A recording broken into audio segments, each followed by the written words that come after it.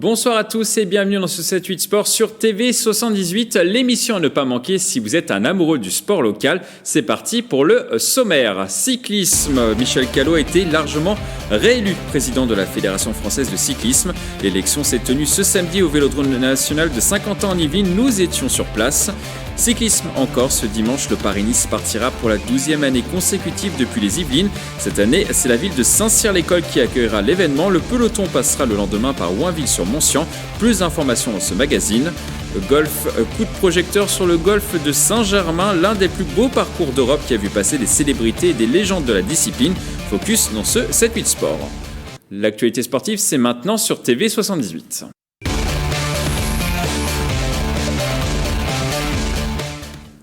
Je vous le disais dans les titres, pas de surprise aux élections de la Fédération française de cyclisme, annoncé comme le grand favori Michel Callot. Le président sortant a été largement réélu à la tête de la FFC ce samedi lors de l'Assemblée générale au Vélodrome national de Saint-Quentin en Yvelines. Il a battu son adversaire Cyril Guimard en engrangeant 93,42% des suffrages. Il sera donc en poste pour 4 ans de plus. On écoute Michel Callot, c'est notre interview express.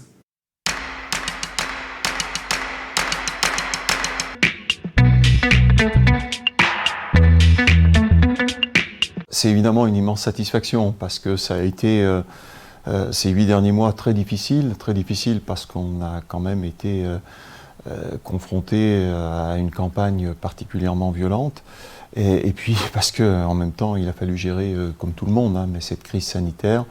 Donc aujourd'hui j'ai un profond soulagement parce que j'ai l'impression qu'on peut continuer un travail qui est important et qui doit être accompli.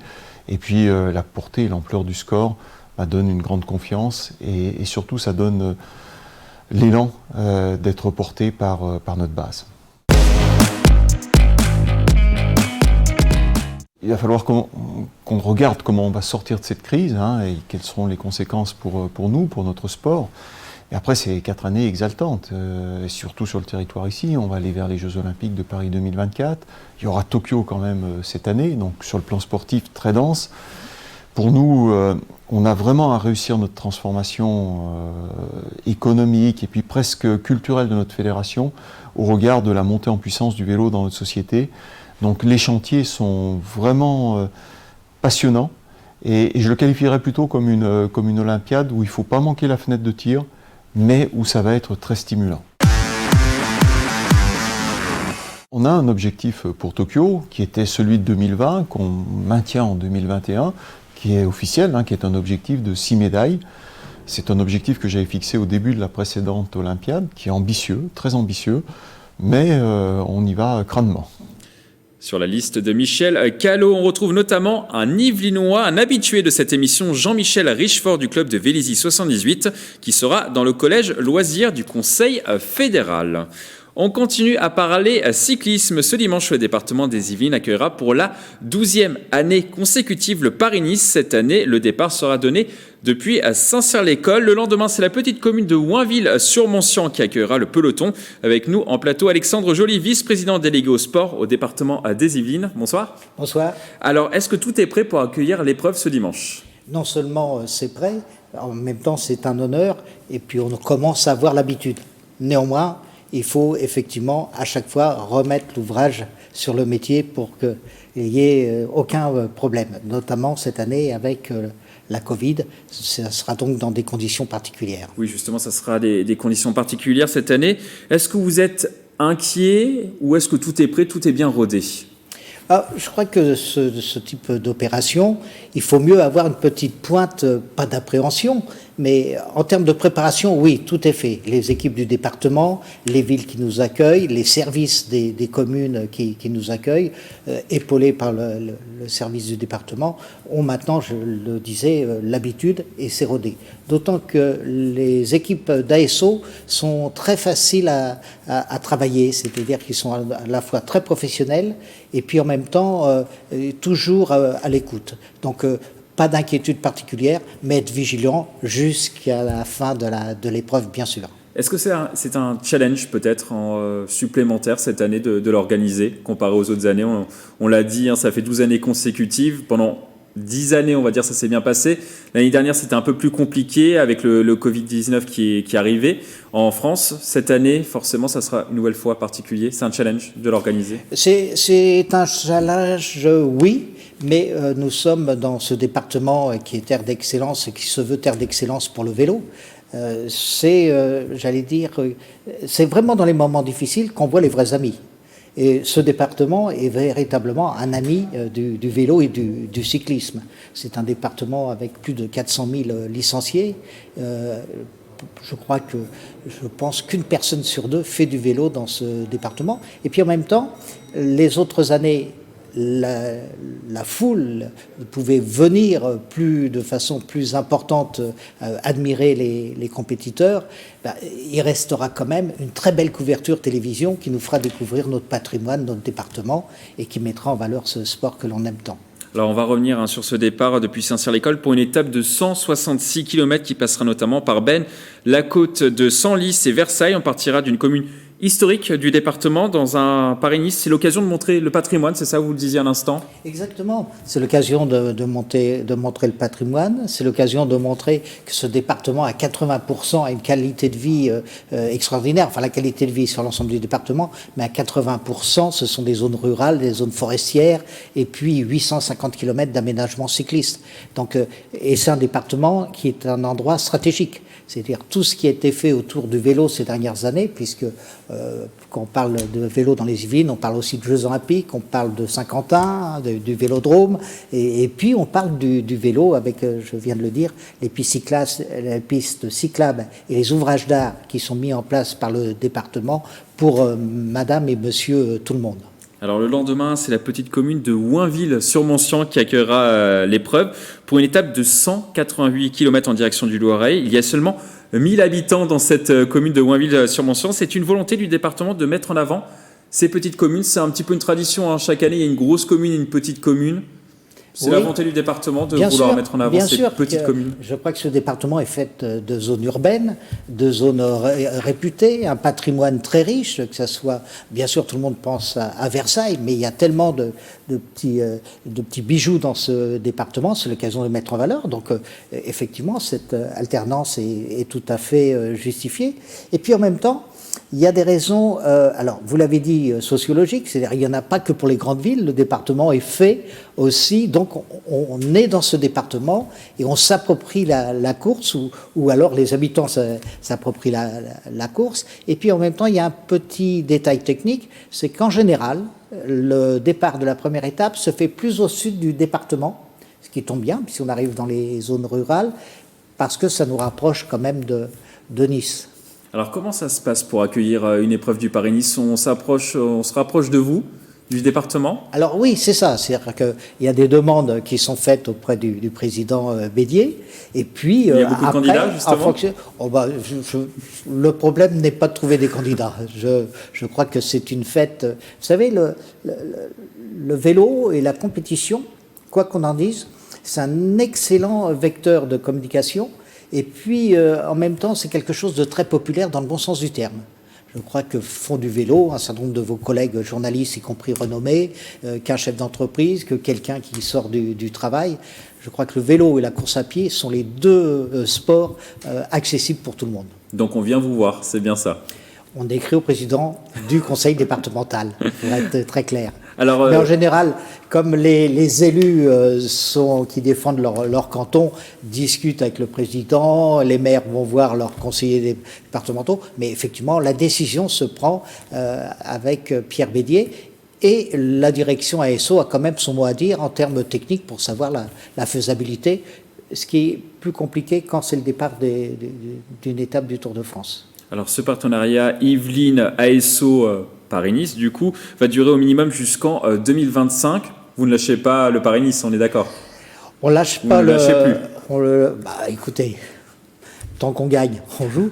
Non, mais c'est vrai que c'est fabuleux, c'est un cadeau fabuleux. Et puis le Tour de France, au moins jusqu'aux Jeux Olympiques, je crois qu'il y a une certaine logique. puisque les Jeux Olympiques se feront en 2024. C'est autant de répétitions pour toutes les épreuves, puisqu'on va accueillir 6 ou 7 épreuves, dont 4 autour du cyclisme. Ça va aller de Poissy à Saint-Quentin au Vélodrome jusqu'à la colline d'Élancourt. Alors vous ne voulez pas changer le nom, hein, on est d'accord, ça reste Paris-Nice, hein, pas Yvelines-Nice. Oh, c'est pas encore prévu. C'est pas prévu, mais je crois que c'est dans l'esprit des gens, le département des Yvelines est maintenant, je veux dire, le départ du Paris-Nice. Dernière question. Vous savez, le Paris-Roubaix part bien de Compiègne. C'est vrai. Alors, est-ce que vous avez un favori pour cette première étape à Saint-Cyr-l'École ? Alors, j'ai pas regardé. Ça sera ma dernière question. Alors, c'est un peu piégeux parce que j'ai pas regardé la liste avant de venir. Oui, il y a beaucoup d'équipes qui ne viennent pas cette année. Exactement. Et je ne sais pas si Alain Philippe est là, mais s'il est là, oui, pour plein de raisons. D'abord, de voir un maillot arc-en-ciel français depuis Bernard Hinault, je crois qu'on n'a pas eu souvent l'occasion de le voir. En plus de ça, c'est un très grand champion et de surcroît, ce qui ne gâche rien, éminemment sympathique et très disponible. Alors, il le sera moins là, compte tenu des conditions sanitaires, mais c'est vraiment un garçon qui est bien sur le vélo, qui est bien dans sa tête et qui est éminemment sympathique. Les sportifs, comme on les aime, c'est vraiment une belle image de son sport. Un Français, quoi qu'il arrive, vainqueur dès la première étape à Saint-Cyr-l'École, si je comprends bien. Pas forcément. Pas forcément. Vous savez que chaque jour, il y a des étapes un peu différentes. Ça va se jouer vraisemblablement dans le Beaujolais. Donc, il y a des noms comme Chiroub qui vont parler à nos amis épicuriens. On peut être sportif et épicurien. Il y a sur Nice. Et le départ, c'est-à-dire à Saint-Cyr, c'est quand même quelque chose d'important, puisque de là va découler le maillot jaune du Paris-Nice. C'est toujours important pour les cyclistes. Donc ça veut dire un engagement et une belle course. Et la première étape, c'est une étape où effectivement le vent d'ouest va frapper et qui fatigue quand même beaucoup les coureurs cyclistes. Bon, on suivra ça avec attention en tout cas. Merci à vous d'être passé sur ce plateau pour parler du Paris-Nice. Je le rappelle, la course au soleil passera ce dimanche et ce lundi dans les Yvelines.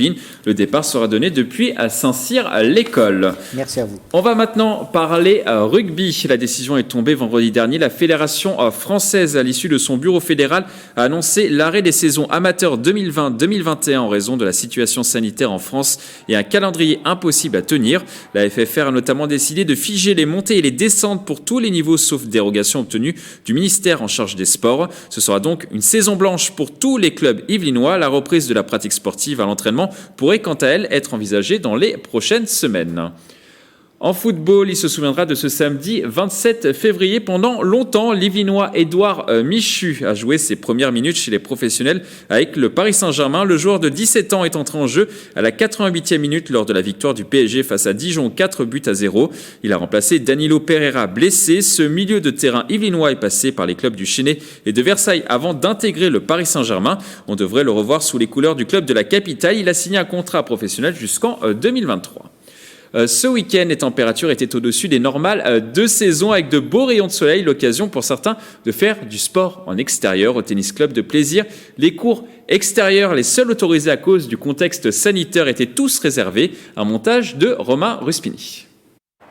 La météo les a motivés. Ce dimanche 28 février au matin, ces sportifs amateurs ont ressorti leurs raquettes pour faire une heure de tennis entre amis au club de plaisir. Ces licenciés ont réservé un cours extérieur sous un soleil quasi printanier. Pour jouer dehors, c'est un peu compliqué quand il pleut, quand il neige. Donc oui, effectivement, le beau temps nous incite à aller jouer un petit peu dehors. Moralement, ça fait un bien énorme. Ça fait un bien énorme moralement et c'est vrai que ça nous redonne un peu d'énergie, un peu de plaisir parce qu'il n'y en a pas beaucoup effectivement en ce moment dans la société. C'est excellent là, ça fait un bien fou, on prend le soleil, donc on est très bien. On ne peut pas rêver mieux là, c'est clair. Ce dimanche matin, le tennis club affiche complet avec des joueurs sur les 5 cours extérieurs. Ces terrains sont les seuls autorisés à la pratique sportive en ce moment avec la crise sanitaire. Ce taux de remplissage exceptionnel du week-end est donc rendu possible grâce aux conditions climatiques de ces derniers jours. Une première depuis de longues semaines. Vous savez, moi, je suis un président heureux quand je vois les cours qui sont tous occupés, ou quand je vois mes écoles qui fonctionnent à plein rendement, quand on fait des compétitions, que ce soit les interclubs jeunes ou adultes, etc. C'est la vie d'un club, mais cette vie a pratiquement disparu. Alors on essaye de compenser en faisant quand même de temps en temps, dès que le temps le permet, des animations à l'extérieur. on en fait de plus en plus. Au printemps, le tennis club de Plaisir pourra accueillir encore plus de joueurs en extérieur. Les différents cours de terre battue seront bientôt de nouveau praticables après les gelées de l'hiver. Bien joué. Course à pied à présent, l'Ultra Trail 100% Elvinois, la Diag 78 ne se disputera pas au mois de mars, mais l'événement n'est pas annulé, mais déplacé au mois de septembre, le 11 septembre plus précisément. Pour nous parler de cet événement, nous avons avec nous en plateau Alain Pelos, l'organisateur, et Bruno Bachelard, trailer sur l'épreuve et également organisateur. Bonsoir. Bonsoir. Alors, est-ce que ça a été dur de reporter cet événement, Alain Pelos ? Alors oui, ça a été dur, ça a été un grand débat entre nous pour savoir, ça s'est décidé le 1er février, savoir si on allait continuer à essayer d'espérer, voilà, comme beaucoup de coureurs, puisqu'on était pas loin de 500 inscrits. Et à un moment donné, ça devenait un petit peu compliqué pour nous-mêmes de se réunir pour mettre en place cette grosse organisation. Donc ça devenait un petit peu compliqué. Ça devenait compliqué aussi pour réunir des bénévoles, pour les fédérer. Donc tout ça, mis bout à bout, nous a fait prendre la décision de repousser à l'automne, enfin début d'automne. Alors l'année dernière, on l'avait annulé à la même époque. Mais cette année, on s'est dit, il faut quand même qu'on essaye de garder cet espoir et de la faire sur 2021. Bruno Bachelard, vous confirmez, vous n'aviez pas le choix ? Et à un moment, il faut se rendre à l'évidence. Les conditions sanitaires sont telles qu'on ne peut pas se réunir, on a du mal à organiser, il va y avoir des transports. Et automatiquement, il va falloir motiver les bénévoles, avec respectant toutes les conditions sanitaires. On avait fait plein de plans B, on va dire, pour que ce soit des ravitaillements également en course, pour ne pas avoir cette mixité de personnes au ravitaillement. Puis au bout d'un moment, on dit, bon, allez, les vaccins nous ont encouragés à nous reporter cette année et on espère que le départ, le 11 septembre, si les conditions gouvernementales nous y autorisent. Combien de personnes sont mobilisées sur cet événement ? On a à peu près, si on se réfère à la première édition qui avait eu lieu en juin, donc c'est vrai qu'à chaque fois ça fait une date différente, on le déplore. Mais la première édition, on était 140 bénévoles au total, pour 400 inscrits. Donc une forte mobilisation sur cet événement. Bien sûr. Et c'est vrai que là, on était bien parti. On allait dépasser, je pense, les 700 ou 800 coureurs pour cette deuxième édition, avec à peu près le même nombre de bénévoles. Et comme a dit Bruno, on allait l'adapter aussi bien sur les ravitaillements que sur le transport des coureurs, puisque je rappelle qu'on part d'un point A pour arriver à un point B. On part de Breuil-Bois-Robert pour arriver à Rochefort-en-Yvelines. Donc il fallait s'occuper de la logistique transport pour les coureurs. Donc tout ça, c'était compliqué et ça demande beaucoup de bénévoles. Et de les réunir pour les briefer, pour leur expliquer un petit peu la configuration de course, tout ça nous était impossible dans les semaines qui viennent. Donc voilà, c'était le choix qui a été le plus raisonnable, je pense. Donc un petit peu plus positif, la course est reportée du coup au mois de septembre. Est-ce que vous pouvez nous présenter ce trail qui devrait avoir lieu du coup au mois de septembre ? Il va avoir lieu, vous allez voir, il va avoir lieu. Donc il y a 5 épreuves. Au départ, 5 épreuves, une épreuve de 82 km qui va partir de Breuil-Bois-Robert, un autre départ de Saint-Léger-en-Yvelines pour un 42 km, et puis ensuite on va avoir un 20 km au départ de Clairefontaine. Et puis tout le monde va arriver on le souhaite, à Rochefort-en-Yvelines, avec une boucle également, Rochefort, une course de 12 km, avec également une épreuve de marche 12 km. Voilà. Donc plusieurs distances, pourquoi ? Alors pourquoi ? Parce qu'on s'est aperçu, en fin de compte, la Diag, la diagonale des Yvelines, c'est un nom maintenant. On en veut en faire un nom en tout cas. Et beaucoup de gens, sur la première édition, alors on l'avait mis en place sur le 46 km et le 20 km, mais beaucoup de gens souhaitent faire des distances plus courtes. 82 km, c'est pas rien quand même si le parcours est pas beaucoup de dénivelé, mais ça reste exigeant puisqu'il faut courir la plupart du temps. Alors quand on est en montagne, des fois, on peut se reposer sur une côte, je dis bien reposer entre guillemets, sur le fait de marcher. Là, il faut garder un rythme. Et puis, on a fait un 12 km. Pourquoi ? Parce qu'on voulait mettre en valeur la ville de Rochefort-en-Yvelines et le bois départemental de Rochefort-en-Yvelines, qui est juste magnifique, qui est très peu connu. Et on voulait le mettre en avant pour ça, mais aussi pour remercier la ville de Rochefort-en-Yvelines et son maire. Je tiens à le dire car Et je tiens à dire à toutes les villes qui nous accueillent, que ce soit Breuil-Bois-Robert, Saint-Léger-en-Yvelines, Clairefontaine en Yvelines, et Rochefort-en-Yvelines, vous voyez que c'est quand même très Yvelines. La diagonale des Yvelines. La diagonale des Yvelines. À chaque fois, on leur a demandé, déjà sur la première normalement, ce qui devait avoir lieu le 27 mars, ils avaient donné leur accord. Et là, encore une fois, on leur a demandé de repousser. Ils nous gardent leur confiance envers nous. Et c'est vraiment, on se sent soutenu. Et c'est ça qui nous pousse aussi à continuer et à espérer pour un départ au 11 septembre. C'est pour quel type de public? Plutôt des bons trailers ou tout le monde peut s'inscrire? C'est la distance qui fait la différence. Ah. Quelqu'un qui va s'entraîner 3-4 mois, qui court très régulièrement sur de la distance, va prendre de 80 km sans aucun problème, il va passer la journée à courir. Et voilà. 40 km, on n'est pas dans l'ultra, on commence à taper quelque chose où il y a un entraînement assez soutenu, 2, 3, 4 fois par semaine, avec certaines spécificités. Et puis les découvertes vont se faire sur le 20 km et puis sur le 12 km, où là, effectivement, on va découvrir la belle région de Rochefort-en-Yvelines, la belle forêt de Rochefort-en-Yvelines, et de Clairefontaine, et puis on traverse des massifs forestiers qui sont fabuleux, donc celui qui en a marre de courir, il a qu'à lever les yeux, regarder où il est, et puis il prendra du plaisir aussi. Alors, dernière question, comment on fait pour s'inscrire? Alors on peut s'inscrire... On peut s'inscrire dès à présent? Oui, alors on avait mis en place, on a informé donc les coureurs qu'on avait reporté la date. Certains ont souhaité annuler puisque la date... Le site internet s'affiche justement à l'écran. Voilà, tout à fait. Et certains coureurs ont demandé d'annuler leur inscription parce que les dates ne leur correspondaient pas, mais très peu d'inscriptions. On était 530, on est à 480 inscrits pour l'instant. Donc les gens peuvent s'inscrire. Il y a des gens qui ont annulé, mais il y a des gens qui commencent déjà à se réinscrire pour une course de rentrée qui va être bien, quoi. Donc voilà. En tout cas, je me permets de ce moment d'antenne pour remercier encore une fois TV78 parce que vous aussi vous nous faites confiance et je vous remercie et je remercie encore une fois. On sera présent en tout cas le 11 septembre, le jour du départ. En tout cas, je vous remercie et je remercie tous les partenaires qui sont derrière nous parce que nous on est des bénévoles, c'est clair, mais on sait qu'on peut compter sur des partenaires tels que vous et on vous remercie. Voilà. Merci beaucoup. Merci à tous les deux d'être passés sur ce plateau. La Diac 78 est donc programmée le 11 septembre prochain dans les Yvelines. En espérant pas un nouveau report, on ne l'espère pas. On croise les doigts, on y va.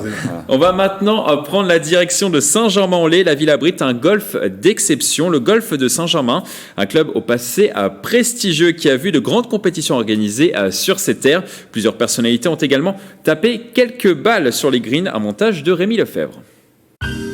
Il fêtera son 100e anniversaire dans un an. Le golfe de Saint-Germain est implanté dans la forêt depuis 1922 sur d'anciennes terres agricoles. Le parcours a été dessiné par l'un des meilleurs architectes de l'époque, Harry Colt. Le Britannique a conçu un parcours forestier reconnu dans le monde entier avec notamment 116 bunkers. Saint-Germain est considéré, suivant pour employer le mot anglais, au ranking, parmi les 10 plus beaux parcours de l'Europe continentale. Pour certains dans les 5 parcours d'Europe continentale, mais c'est sûrement le parcours le plus célèbre et le plus ancien des Yvelines. Le parcours yvelinois a organisé 9 Open de France, dont le dernier en 1985 avec la victoire de Severiano Ballesteros. Les Greens ont en plus accueilli la légende Ben Hogan, le célèbre golfeur aux 64 victoires sur le Tour américain. Des personnalités prestigieuses sont également venues à Saint-Germain-en-Laye. À partir de 1945, Saint-Germain était l'état-major de l'armée américaine. Et nous avons reçu ici notamment le général Eisenhower, le général Lemnitzer, mais surtout le général Eisenhower. Nous avons aussi reçu ici le duc de Windsor, qui venait régulièrement jouer au golf de la propriété qu'il avait en bordure du bois de Boulogne. Aujourd'hui, le golf associatif reçoit régulièrement des professionnels. Il organise des tournois et notamment des championnats de France. La structure compte près de 1000 adeptes, le plus jeune a 3 ans et le plus ancien 96 ans. Au-delà de la compétition, ce club familial prône avant tout un style de vie. Être membre d'un club comme Saint-Germain, c'est accepter c'est d'être membre d'un club à la britannique, c'est-à-dire vivre comme pour son club, accepter les différentes compétitions qui sont là, et retrouver des amis et ne pas venir uniquement taper des balles et repartir après une partie. Pour rejoindre ce club historique, il faut être parrainé par 2 membres. Les admissions ont lieu 2 fois par an.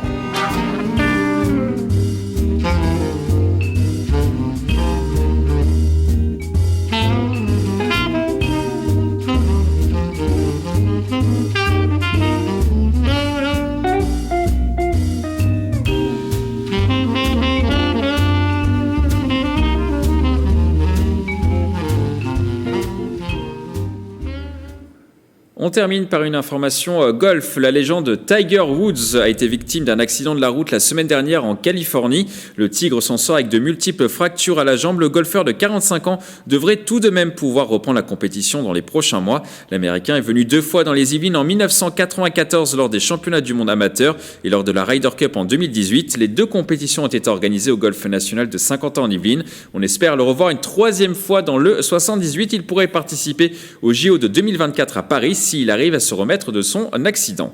C'est la fin de cette émission. Merci de l'avoir suivi. À bientôt sur TV78.